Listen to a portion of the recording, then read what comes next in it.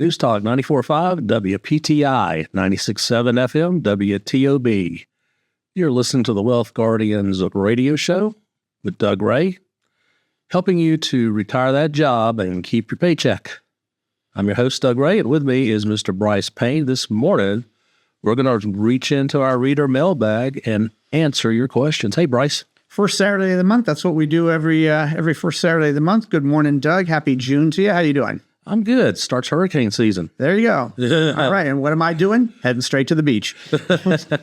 Well, Doug, we've got a little bit of, I think this supersedes our Wealth Guardian Service salute this time. You've got a new grandbaby. I do. Yeah. Tell us. Little Harrison Lane Ray was born Sunday, May 25th, right on schedule. Right on to the day. Yeah. I mean, only 5% of all babies come on there. Oh, is that right? Day. Good job, Cindy. Good job. Yeah. He was almost a 9-pounder. Wow. Takes after his dad. He was 10. Yeah, and his grandfather. So it was only 7-something. So tell us where the name Harrison comes from. They just liked it. Oh, it's not a family name or anything. Mm-hmm. Oh, okay. All right. And Lane? That comes from some rock and roll guy Gear. Oh, yeah, from Alice in Chains. I was wondering if that might have, so he named him after Lane from Alice in Chains. Wonderful. All right. Well, congratulations, Garrett and Cindy. Best to you. We look forward to seeing you back here in the office. All right, Doug, now let's get into the Wealth Guardian Service salute. Shoot.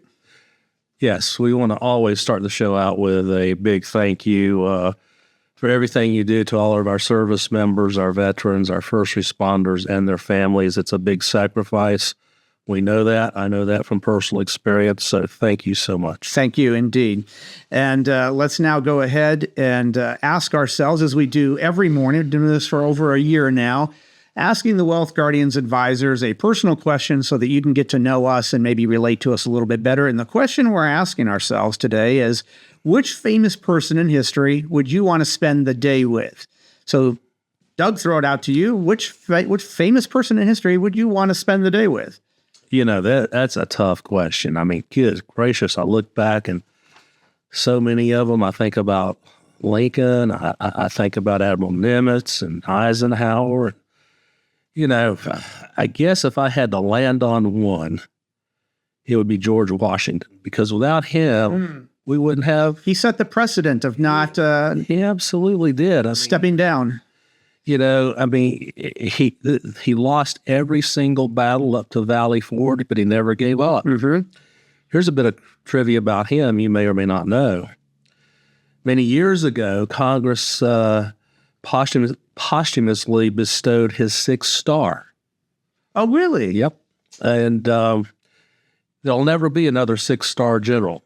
And in fact, there's only been, since World War II, there's not been any 5-star generals.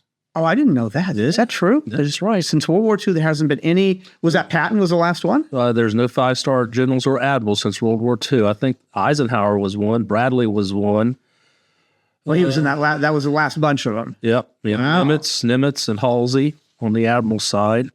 There was one Air Force guy. What was his name? Anyway. Okay. Well, Washington's my guy. Very interesting. Okay. I guess for me, I would want to have lunch or spend the day with Hunter S. Thompson.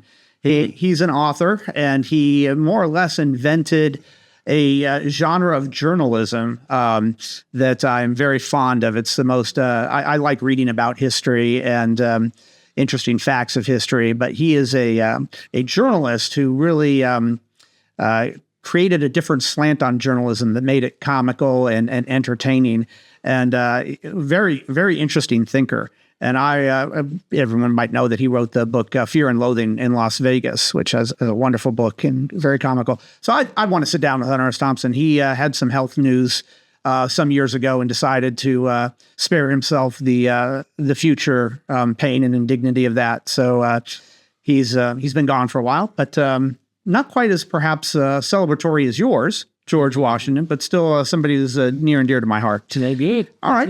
Well, let's go ahead now and get into the listener mailbag. We've the bag's populated quite a bit here since the last time that we did this, and we'll start off with Ted in Rural Hawk. And Ted says, Wealth Guardians, how would I be able to determine how much money I can leave behind to my kids without shortchanging my own retirement?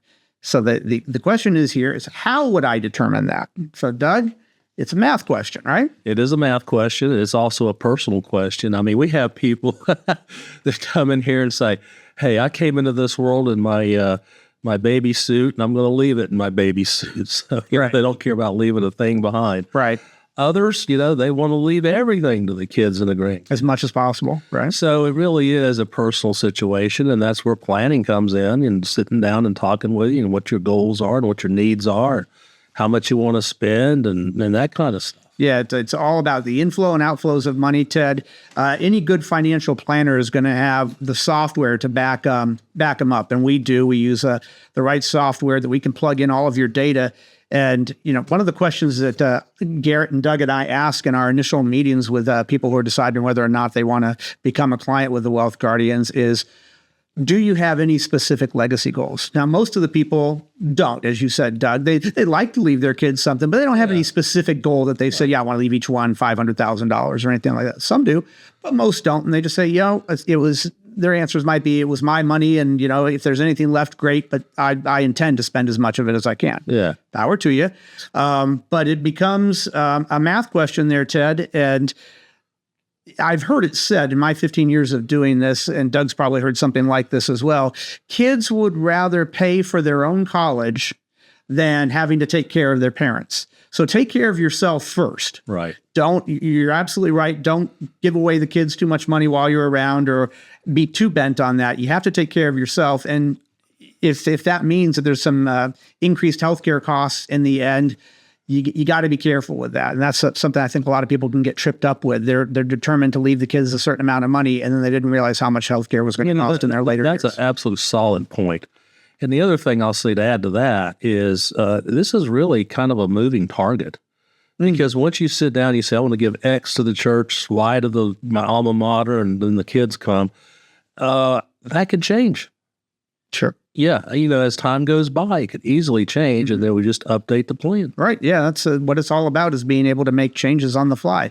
So, Ted, I hope that answers your question. And the answer is it's a math question, but you have to sit down with the right financial planner. We'll be able to help you get to that answer. Our next question comes from Rebecca in Winston-Salem. And Rebecca says, I used to hear a lot about the 4% rule, and does that still work? So let's inform everybody, Doug, the 4% rule. Remind everybody out there what Rebecca is referring to. Bottom line is what it means is if you want to make sure you have money left over at the end of the day, that you take no more than 4% of your distributions every year from your assets. That's a moving target too. Mm-hmm. It didn't used to be 4%. No, it didn't. And, it was 5% at one time, then it went down to 3%. And it seems like they changed it just as much as they changed the required minimum distribution age. Right. Right. Is 4% the target? It depends a lot. It depends so much on each person's spending habits, their debt load, their goals, stuff like that. That 4% rule came into play when we had the notion of you're going to have a 60-40 allocation mix in your portfolio, and it was going to be a buy and hold thing. Right.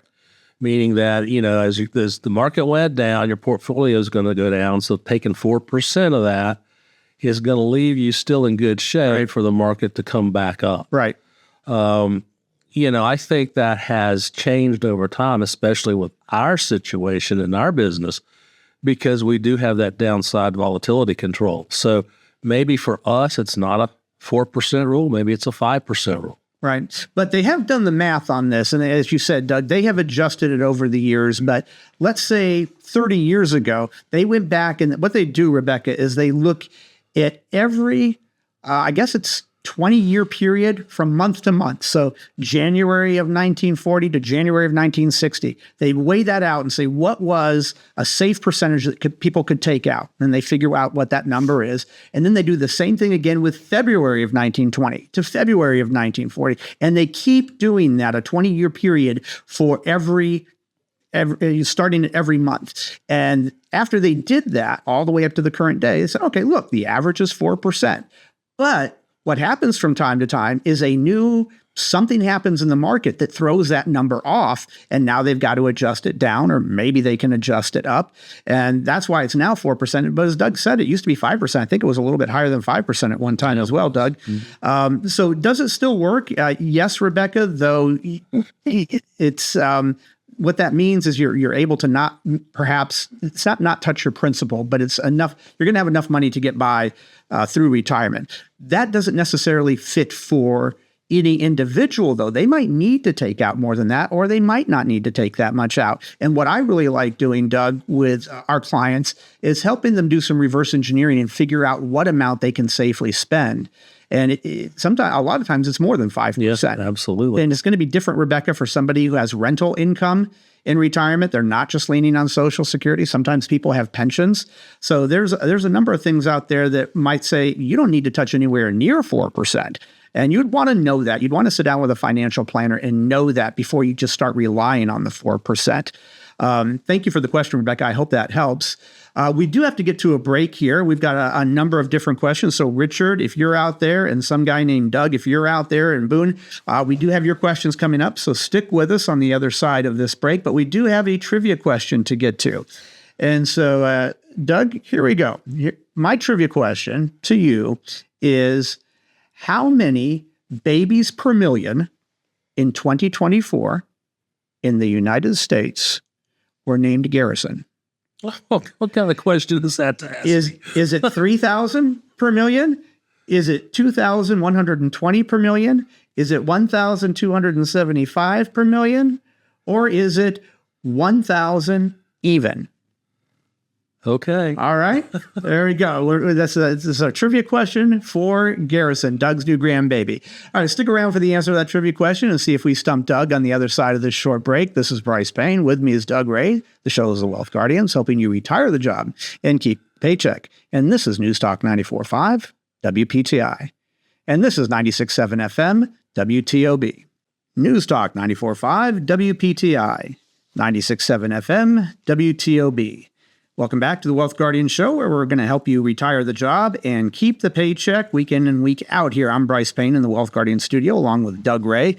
And in the second segment, we're going to continue dipping into the listener mailbag, the questions that have come in from listeners over the last month, and seeing if we can kind of give you an idea of what financial planners and fiduciaries here do in our field. Now, before we answer that trivia question that we left Doug and you hanging with, I want to ask you this. Are you planning to retire? Okay, I'm going to guess the answer to that was yes. Well, have you met with a retirement income certified professional who's also a fiduciary? If the answer to that is no, I'm going to invite you right here and now to take us up on a complimentary review of your current situation.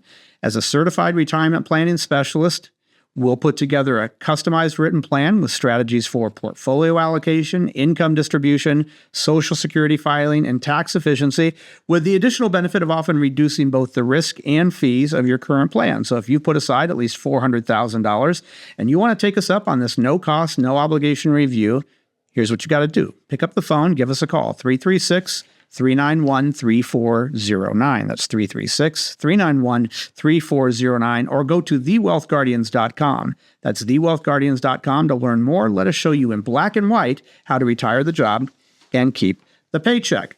Okay, so Doug, I misspoke on the trivia question. Yeah, you did. I said, how many boys in the United States per million were named Garrison in 2024? I meant Harrison. Not Garrison, Harrison, your grandchild's name. This was a trivia question in honor of him, so I can't believe I missaid his name, but he's still new to the family, so forgive me for that. So, Doug, Harrison, in 2024, how many boys in the United States per million were named Harrison? Was it 3,000? Was it 2,120? Was it 1,275? Or was it 1,000 even? I have no clue, but I'm just going to guess 1,000 even. Get my buzzer. You're close, though. 1,275. Right, okay. But here's the interesting fact that I just pulled up. We are only 5 months into 2025, and already the number is 1,159 Really? per million. So this name is apparently skyrocketing in popularity. Apparently so. Garrett and Cindy jumped right on that bandwagon for it. All right. Well, let's go ahead and get back to our trivia, our listener questions here. And so we had Ted and Rebecca in the first segment. We're going to move on now to Richard. And Richard's in High Point, and he says, Doug, Garrett, and Brice, I was planning to work for one more year and then retire, but I'm now hearing that we might have some layoffs and I could be offered a severance package equal to 1 year's salary. So that seems like it would be great news since I was only going to work a year anyway. Am I dumb for hoping that I get laid off? Well, I'll start off by saying, Richard, you are not alone. Starting in about, what was it, Doug, mid-2020 or something like that, we started getting a number of people in the Triad area who were getting these notices. And a lot of people came to us. They were already clients. Some of them were people who were not yet clients. And that was their exact question. Yeah, I'm getting this severance pay. Should I take it, or should I take my hopes of not getting laid off? It all depends, right? We go back to our standard answer there. Answer. It all depends. But what are your thoughts on these, Doug? Well, here's the thing.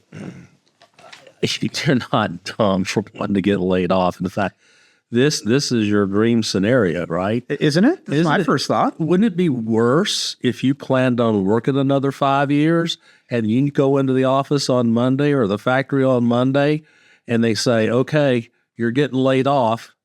You're going, oh, I wanted to work another 5 years. Now I've only got a year's worth of salary. Your scenario is perfect. Not everybody gets a severance package in these situations. That's exactly right. And I'll say this, Brice is right. Since about 2020, we've had a lot of our clients get these kind of proposals. And, this is something that goes on in corporate America all the time. It gets worse when the economy gets worse. I remember during the Great Recession, 2007, 8, 9, even into 10, it was somebody just about every week that was coming to us saying, hey, I'm getting laid off. So, right. Yeah, but be thankful. It doesn't change anything, Richard, about your tax situation. It is treated just like regular income. So if you were okay with the tax bracket that you were in last year, that's not going to change just because of this. And, somebody who was younger and was planning on working for a while, yeah, they might not want to get laid off because that might not look great on their resume.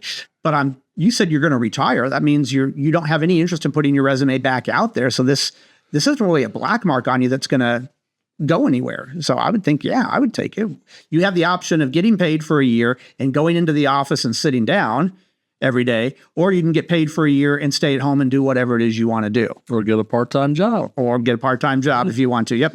All right, Richard, thank you for the question. If you're just tuning in, you're listening to the Wealth Guardian Show, and we're taking listener questions today, as we do the first Saturday of every month. And that last question was from Richard. Let's move on now, Doug, to Doug. And Doug in Boone, not Doug here in the Wealth Guardian studio.